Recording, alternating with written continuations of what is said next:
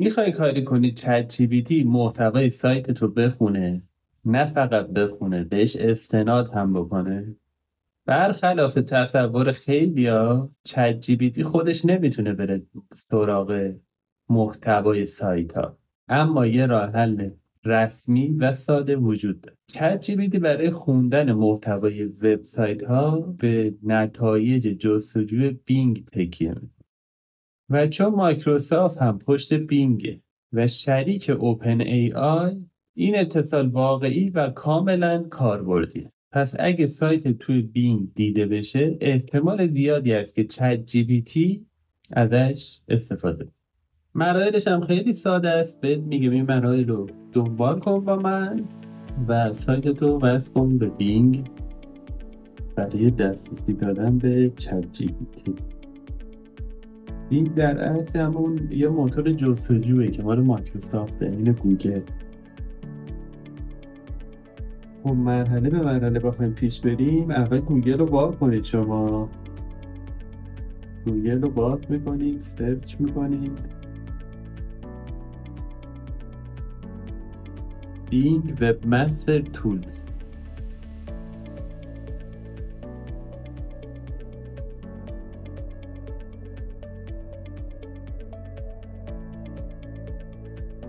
خب یه سایت براتون وا میکنه، 3 تا گزینه داره. یکیش مال اتصال با مایکروسافت، متصل شدن با مایکروسافت. یکی دیگهش با گوگل میتونید وصل، یکی دیگهش هم با فیسبوکتون میتونید کانکت. من خودم با گوگل کانکت میشم، مایکروسافت هم کاری نداره درست کردنش، حتی اگه نداشته باشی به راحتی میشه درست. ولی حالا من با گوگل خودم وصل میشم. رفته شده به گوگل میزنم، میاد اینجا چه میکنید، بهش دسترسی میدید. میتونید آدرس سایتتون رو به صورت دستی وارد کنید. سمت چپ میتونید باز دوباره با گوگل کانکت. شما اگه قبلا توی گوگل به گوگل وصل کرده باشید که مثلا برای آمار و دیتا و اینا، اگه با گوگل کانکت کرده باشید سایتتون رو، تو این بخش وقتی که میدنید رو گوگل یه راست میخونه. حالا فرق نمیکنه، رو اون فرق هم شما سایت و آدرسش رو میدنید و کانکت میشه.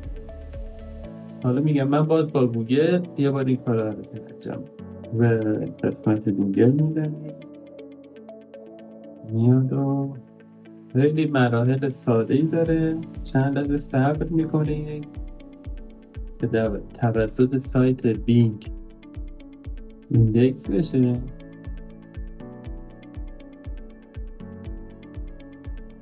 از اینجا به بعد چت جی پی تی دیگه میتونه محتوای سایتتون رو بخونه و بهش دسترسی بده.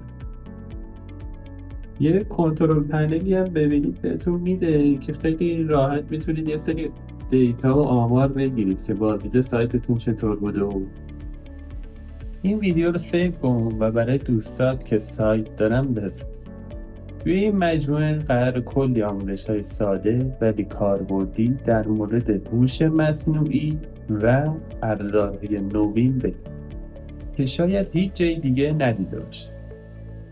موفق باشید.